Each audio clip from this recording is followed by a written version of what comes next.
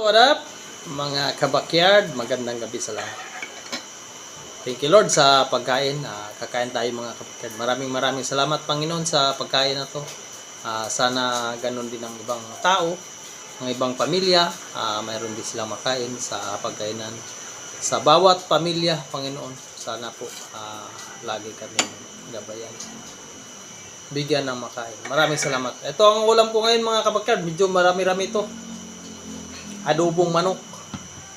Saka may kape tayo. At may sausawan tayo ng patis at saka manghang na suka. What up sa lahat nating mga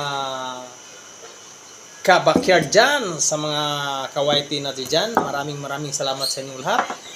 Sa lahat na sumuporta sa aking channel, salamat po. Sa mga hindi pa nakasubscribe sa aking channel, please share at subscribe sa maliit kong channel. Maraming salamat. Kakain na tayo.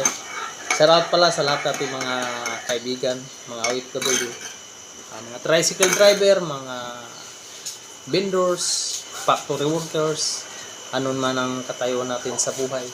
Shoutout, God bless. Kain tayo, wala.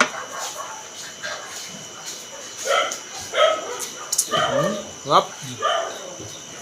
Ay suka na manghang. Adobo.